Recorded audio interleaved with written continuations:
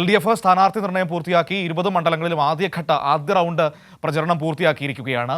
മറുവശത്ത് UDF-ലാകട്ടെ ഇതുവരെ സ്ഥാനാർത്ഥി നിർണയം അതിൻ്റെ ചർച്ചകളിലേക്ക് പോലും സാരമായ രീതിയിൽ കടക്കാൻ അവർക്ക് കഴിഞ്ഞിട്ടില്ല. പലതരത്തിലുള്ള തർക്കങ്ങളും ആശയക്കുഴപ്പങ്ങളും ഒക്കെ കോൺഗ്രസിൻ്റെ മുന്നിൽ നിൽക്കുകയാണ്. ഏതായാലും തർക്കങ്ങളിലും ആശയക്കുഴപ്പങ്ങളിലും കുടുങ്ങി കോൺഗ്രസിൻ്റെ സ്ഥാനാർത്ഥി നിർണയം വൈകുന്നതിൽ കേരളത്തിലെ കോൺഗ്രസ് പ്രവർത്തകരിലും അണികളിലും അതൃപ്തി പുകയുകയാണ്. ഇടതുമുന്നണി പ്രചരണത്തിൽ ബഹുദൂരം മുന്നിലായിട്ടും കോൺഗ്രസ് സ്ഥാനാർത്ഥി പ്രഖ്യാപനം വൈകുന്നത് നേതൃത്വത്തിന്റെ പിടിപ്പുകേടെന്നാണ് ആക്ഷേപം. വിവരങ്ങളുമായി വിജിൻ വായന്തോട് തിരുവനന്തപുരത്ത് നിന്ന് നമ്മളോടൊപ്പം ചേരുകയാണ്. നോക്കാം എന്താണ് സ്ഥാനാർത്ഥി നിർണയം സംഭവിക്കുന്നതെന്ന്. Vijin, good morning. Good morning Manu. Vijin, സ്ഥാനാർത്ഥി നിർണയം ഇന്നുണ്ടാകും നാളെ ഉണ്ടാകുമെന്നിങ്ങനെ ഓരോ ദിവസവും പറയുകയാണ്. പക്ഷേ ഇതിങ്ങനെ അനന്തമായി നീളുകയാണ് കോൺഗ്രസിൽ. ഇപ്പോൾ കോൺഗ്രസിൻ്റെ പ്രവർത്തകരെ സംബന്ധിച്ചാണെങ്കിൽ അവർ പുറത്തുനിന്ന് നോക്കുമ്പോൾ മറുവശത്ത് LDF എല്ലായിടങ്ങളിലും സ്ഥാനാർത്ഥികളെ പ്രഖ്യാപിച്ച് റോഡ് ഷോകളടക്കമായി ആവേശകരമായി മുന്നേറിക്കൊണ്ടിരിക്കുകയാണ്. ഇത് കണ്ടു നിൽക്കേണ്ട ഒരു ദുര്യോഗമാണ് കേരളത്തിലെ കോൺഗ്രസ് പ്രവർത്തകർക്കുള്ളത്. ഇത് കോൺഗ്രസ് പ്രവർത്തകർക്കിടയിൽ വലിയ തോതിലുള്ള അതൃപ്തി ഉണ്ടാക്കുന്നതിലേക്ക് കാര്യങ്ങൾ പോവുകയാണോ? നേതൃത്വത്തിൻ്റെ പിടിപ്പുകേടും ഗ്രൂപ്പ് കളികളുമാണ് സ്ഥാനാർത്ഥി നിർണയം വൈകുന്നത് എന്ന ആക്ഷേപമാണോ കോൺഗ്രസിനുള്ളിൽ അണികൾക്കുള്ളിൽ ഉയർന്നു വരുന്നത്? തീർച്ചയായും മനു, നമ്മൾ ഒരു 3-4 ദിവസങ്ങൾക്ക് മുമ്പ് പറഞ്ഞു നിർത്തിയത് എവിടെയാണോ അവിടെ തന്നെയാണ് കോൺഗ്രസിലെ സ്ഥാനാർത്ഥി നിർണയം ഇപ്പോഴും നിൽക്കുന്നത് എന്നതാണ് ഏറ്റവും പ്രധാനപ്പെട്ട കാര്യം. അതിനപ്പുറത്തേക്ക് മറ്റൊരു മൂവ്മെൻറ്റ് പോലും നടത്താൻ നിലവിൽ ഇതുവരെ കഴിഞ്ഞിട്ടില്ല എന്നുള്ളതും പ്രധാനമായി കാണേണ്ട ഒരു കാര്യമാണ്. ഇതിലാണ് കോൺഗ്രസ് പ്രവർത്തകർക്കും ഒപ്പം തന്നെ UDF-ലെ ഘടകകക്ഷികൾക്കും വലിയ തരത്തിലുള്ള അതൃപ്തി ഇപ്പോൾ ഉണ്ടായിക്കൊണ്ടിരിക്കുന്നത്. കാരണം LDF ആദ്യ റൗണ്ട് തെരഞ്ഞെടുപ്പ് പ്രചാരണം പൂർത്തിയാക്കി 2ാം ഘട്ടത്തിലേക്ക് കടക്കുകയാണ്. ആ ഘട്ടത്തിൽ പോലും താരതമ്യേന ദുർബലരായിട്ടുള്ള കേരളത്തിലെ BJP പോലും 12 സ്ഥാനാർത്ഥികളെ ആദ്യഘട്ടത്തിൽ പ്രഖ്യാപിച്ച് പ്രചാരണം ആരംഭിക്കുകയും ചെയ്തു.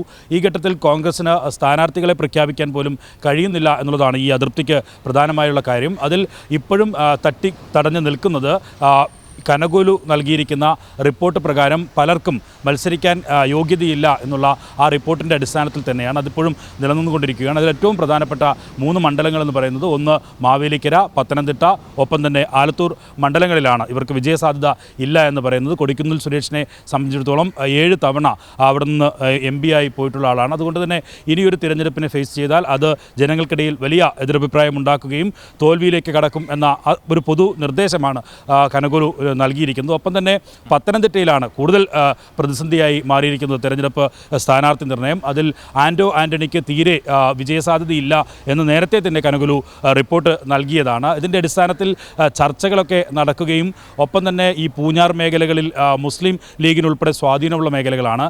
ആ മേഖലകളിലെ മുസ്ലിം ലീഗ് തന്നെ നേരിട്ട് ആൻ്റണി സ്ഥാനാർത്ഥിയായി എത്തുന്നതിന് എതിരായി ഇന്നലെ തന്നെ ജില്ലാ കമ്മിറ്റി യോഗത്തിൽ അത്തരത്തിലുള്ള വിമർശനങ്ങൾ ഉൾപ്പെടെ ഉയരുന്ന ഒരു സാഹചര്യവും ഉണ്ടായിരുന്നു. ഒപ്പം തന്നെ ഈ ആലത്തൂരിലെ രമ്യ ഹരിദാസിനെ സംബന്ധിച്ചിടത്തോളം തീരെ ജനങ്ങളുമായി ബന്ധമില്ല, MP ആയതിനു ശേഷം ഒരു ബന്ധവും പുലർത്തിയിട്ടില്ല. അതുകൊണ്ട് തോൽവി സുനിശ്ചിതമാണ് എന്ന റിപ്പോർട്ടാണ് കനകോലു നൽകിയിരിക്കുന്നത്.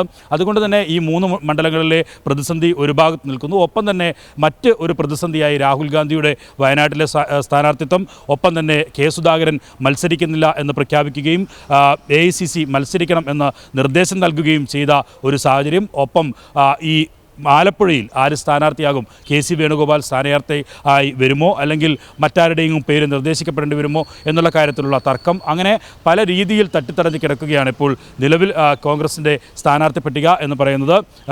KPCC പ്രസിഡന്റ് സുധാകരൻ നിലവിൽ ഡൽഹിയിലാണുള്ളത്. ഒപ്പം തന്നെ VD സതീശൻ ഇന്ന് ഡൽഹിയിലേക്ക് എത്തും. കൂടുതൽ ചർച്ചകൾ അതിനുശേഷമായിരിക്കും നടക്കുക. എന്തായാലും KPCC നൽകിയ പട്ടികയിൽ ഇനിയൊരു മാറ്റം ഉണ്ടാക്കരുത് എന്ന നിർദ്ദേശമാണ് ഇപ്പോൾ KPCC നേതൃത്വം AICCക്ക് നൽകിയിരിക്കുന്നത്. അതിൽ പ്രധാനമായും ഇത്രയും വൈകിയ ഒരു സാഹചര്യത്തിൽ ഇനി ഈ നിലവിലുള്ള സിറ്റിംഗ് MPമാരെ മാറ്റി മത്സരത്തിന് ഇറങ്ങിയാൽ അത് വലിയ തരത്തിലുള്ള പ്രതിസന്ധിയിലേക്ക്, പൊട്ടിത്തെറിയിലേക്ക് കാര്യങ്ങൾ എത്തിക്കും. അത് കൂടുതൽ ഈ സ്ഥാനാർത്ഥി നിർണയം ദുഷ്കരമാക്കും എന്നുള്ള അഭിപ്രായമാണ് KPCC നേതൃത്വം മുന്നോട്ട് വെച്ചിട്ടുള്ളത്. ഒപ്പം തന്നെ പ്രധാനപ്പെട്ട കാര്യമാണ് ഇപ്പോൾ ഈ വിജിൻ പറഞ്ഞതുപോലെ കനകോലുവിൻ്റെ റിപ്പോർട്ടിൽ ഈ പലർക്കും വിജയസാധ്യത ഇല്ല എന്ന് പറയുന്നൊരു സാഹചര്യമുണ്ട് പല MPമാർക്കും. പക്ഷേ സിറ്റിംഗ് MPമാരൊക്കെ മത്സരിക്കട്ടെ എന്നൊരു നിലപാടാണ് ഇതുവരെ കോൺഗ്രസ് നേതൃത്വം സ്വീകരിച്ചിരുന്നത്. ഈ റിപ്പോർട്ടിൻ്റെ അടിസ്ഥാനത്തിൽ കുറച്ച് MPമാരെ മാറ്റാൻ തീരുമാനിച്ചാൽ അതുണ്ടാക്കാൻ പോകുന്ന പ്രതിസന്ധിയും ഭിന്നതയും എന്ന് പറയുന്നത് ചെറുതല്ല. ഇപ്പോൾ തന്നെ വലിയ പ്രതിസന്ധികളുടെ നടുവിൽ നിൽക്കുകയാണ്. അപ്പോൾ അതിൻ്റെ കൂടി അത്തരത്തിലൊരു തീരുമാനം കൂടി വന്നാൽ വലിയ ബുദ്ധിമുട്ടിലേക്ക് കാര്യങ്ങൾ പോകും. അപ്പോൾ അത് തിരിച്ചറിഞ്ഞുകൊണ്ടാണോ എല്ലാവരും മത്സരിക്കട്ടെ എന്ന നിലപാടിൽ സംസ്ഥാന നേതൃത്വം നിൽക്കുന്നതും എന്തൊക്കെയാണെങ്കിലും അവസാന തീരുമാനം AICC എടുത്തോട്ടെ എന്ന് പറഞ്ഞു നിൽക്കുന്നതും? തീർച്ചയായും മനു, AICC ഈ കനകോലൂരിൻ്റെ റിപ്പോർട്ട് കൂടി അടിസ്ഥാനപ്പെടുത്തിയുള്ള ഒരു സ്ഥാനാർത്ഥി നിർണ്ണയത്തിലേക്ക് കടക്കാമെന്നായിരുന്നു കരുതിയിരുന്നത്. പക്ഷേ കേരളത്തിലെ രാജ്യത്തിലെ മറ്റ് സംസ്ഥാനങ്ങളിലെയും ഒക്കെ സ്ഥാനാർത്ഥി നിർണ്ണയവുമായി ബന്ധപ്പെട്ട വലിയ പ്രതിസന്ധി കോൺഗ്രസ് നേരിട്ടുകൊണ്ടിരിക്കുന്നുണ്ട്. അതുകൊണ്ട് തന്നെ KPCC നേതൃത്വം തീരുമാനിക്കുന്നതിന് അപ്പുറത്തേക്ക് കടന്നൊരു തീരുമാനത്തിലേക്ക് AICC നേതൃത്വം പോകാനുള്ള സാധ്യത കുറവാണ് എന്നാണ് മനസ്സിലാക്കുന്നത്. അത്തരത്തിലുള്ളൊരു തീരുമാനം എടുക്കാനുള്ള സാഹചര്യം നിലവിലില്ല. കാരണം ഇത്രയും വൈകിക്കഴിഞ്ഞു. LDFും ഒപ്പം തന്നെ BJPയും സ്ഥാനാർത്ഥികളെ പ്രഖ്യാപിച്ച് പ്രചരണത്തിൽ ഉൾപ്പെടെ മുന്നേറി കഴിഞ്ഞു. LDF ആദ്യഘട്ട തെരഞ്ഞെടുപ്പ് പ്രചാരണം പൂർത്തിയാക്കുകയും ചെയ്തു. അതുകൊണ്ട് തന്നെ ഇനി അത്തരത്തിലുള്ള ഒരു പ്രതിസന്ധിയിലേക്ക് കടക്കാൻ AICC തയ്യാറാകരുത് എന്നാണ് KPCC നേതൃത്വം വ്യക്തമാക്കിയിട്ടുള്ളത്. ഒപ്പം ഈ ആലപ്പുഴയിൽ AICC general secretary KC Venugopal തനിക്ക് പ്രധാനപ്പെട്ട മണ്ഡലമാണ്, താനും ജനങ്ങളുമായി അടുത്ത ബന്ധമുള്ള മണ്ഡലമാണ് എന്നൊക്കെ പറയുമ്പോഴും KPCC general secretary KC Venugopal മത്സരത്തിന് ഉണ്ടാകില്ല എന്ന സാധ്യത തന്നെയാണ് ഇപ്പോൾ പുറത്തു വരുന്നത്. വിജിൻ, അവിടെ ഉയർന്നൊരു പ്രധാനപ്പെട്ട പ്രശ്നം ഈ സിറ്റിംഗ് എംപിമാർ എല്ലാം മത്സരിക്കണമെന്ന നിലപാട് നേതൃത്വം സ്വീകരിക്കുമ്പോഴും എന്തുകൊണ്ടാണ് മത്സരിക്കാനില്ല എന്നിങ്ങനെ തുടർച്ചയായി ആവർത്തിച്ച് കെ സുധാകരൻ പറഞ്ഞുകൊണ്ടിരിക്കുന്നത്? മത്സരിക്കാൻ പോയാൽ, ലോക്സഭാ തെരഞ്ഞെടുപ്പിൽ സ്ഥാനാർത്ഥിയായി പോയാൽ പിന്നീട് KPCC പ്രസിഡന്റ് സ്ഥാനത്തേക്ക് തിരികെ വരാൻ കഴിയില്ല എന്ന ബോധ്യമാണോ അദ്ദേഹത്തെ അലട്ടുന്നത്? അതിൻ്റെ ഭാഗമായിട്ടാണോ മത്സരിക്കാനില്ല എന്ന് ഇങ്ങനെ തുടർച്ചയായി അദ്ദേഹം ആവർത്തിക്കുന്നത്? മനു, പ്രധാനമായും രണ്ട് കാരണങ്ങളാണ്. ഒന്ന്, ഒരു തെരഞ്ഞെടുപ്പ് മത്സരത്തിലേക്ക് വീണ്ടും സ്ഥാനാർത്ഥിയായി പോവുകയാണെങ്കിൽ ഒരു KPCC അധ്യക്ഷ സ്ഥാനത്തേക്ക് ഒന്നുകിൽ പുതിയൊരാളെ കണ്ടെത്തേണ്ടി വരും, അല്ലെങ്കിൽ ആ ചുമതല മറ്റാർക്കെങ്കിലും കൈമാറേണ്ടി വരും. അങ്ങനെയെങ്കിൽ ഒരു ആക്ടിംഗ് പ്രസിഡന്റായി മറ്റൊരാളെ കൊണ്ടുവന്നു കഴിഞ്ഞാൽ തിരിച്ച് ആ പ്രസിഡന്റ് സ്ഥാനത്തേക്ക് എത്തുക എന്നത് കെ സുധാകരനെ സംബന്ധിച്ചിടത്തോളം വലിയ ബുദ്ധിമുട്ടാകും. അത്തരത്തിൽ KPCC പ്രസിഡന്റ് സ്ഥാനം വിട്ട് കൊടുക്കേണ്ടതില്ല എന്ന തീരുമാനമാണ്. ആ തീരുമാനത്തിൽ നിന്നുകൊണ്ടാണ് ആദ്യം മുതൽ തന്നെ ഈ താൻ മത്സരരംഗത്തുണ്ടാകില്ല എന്ന് കെ സുധാകരൻ വ്യക്തമാക്കിയത്. മറ്റൊരു കാര്യം, കണ്ണൂർ പോലൊരു മണ്ഡലത്തിൽ മുസ്ലിം ലീഗിനുൾപ്പെടെ സ്വാധീനമുള്ള മണ്ഡലത്തിൽ വലിയ രീതിയിൽ ആദ്യഘട്ടം മുതൽ ഈ BJP അനുകൂല പ്രസ്താവനകൾ ഉൾപ്പെടെ നടത്തിയ ഒരു സാഹചര്യം നിലനിൽക്കുന്നുണ്ട്. ശാഖയ്ക്ക് സംരക്ഷണം നൽകിയത് തങ്ങളാണ് എന്ന വിവാദ പ്രസ്താവന ഉണ്ടായിട്ടുണ്ട്. വേണമെങ്കിൽ താൻ BJPയിലേക്ക് പോകും, അതിന് ആരോടും അനുവാദം ചോദിക്കേണ്ട കാര്യമില്ല എന്ന വിവാദ പ്രസ്താവന ഉണ്ടായിട്ടുണ്ട്. ഇത്തരത്തിൽ BJP അനുകൂല നിലപാടുകൾ സ്വീകരിക്കുന്നു എന്ന ലീഗിനുൾപ്പെടെയുള്ള വിമർശനം കെ സുധാകരനെ സംബന്ധിച്ചിടത്തോളം ഉണ്ട്. അതുകൊണ്ട് തന്നെ അത് എത്രമാത്രം സുരക്ഷിതമായ ഒരു സീറ്റായിരിക്കും കണ്ണൂർ എന്ന കാര്യത്തിൽ കെ സുധാകരൻ ഇപ്പോഴും സംശയമുണ്ട്. കാരണം മുതിർന്ന നേതാവ് CPMൻ്റെ ജില്ലാ സെക്രട്ടറി, നാട്ടുകാർക്കൊക്കെ സുപരിചിതനായ MV ജയരാജനാണ് അവരുടെ സ്ഥാനാർത്ഥിയായി LDF പ്രഖ്യാപിച്ചിരിക്കുന്നത്. വളരെ ദുർബലനായ ഒരു സ്ഥാനാർത്ഥിയെ നിർത്തിയാണ് BJP ഒരുപക്ഷെ വോട്ട് മറിക്കും എന്നുള്ള ആരോപണം ഉൾപ്പെടെ നിലവിൽ ഉണ്ട്. അതുകൊണ്ട് തന്നെ അത്തരത്തിൽ ഒരു കരുത്തനായ സ്ഥാനാർത്ഥിയെ നേരിടാനുള്ള ഒരു സാഹചര്യത്തിൽ ഒരു തോൽവി കൂടി കെ സുധാകരൻ ഭയക്കുന്നുമുണ്ട് എന്നുള്ളതാണ് പ്രധാനപ്പെട്ട കാര്യം.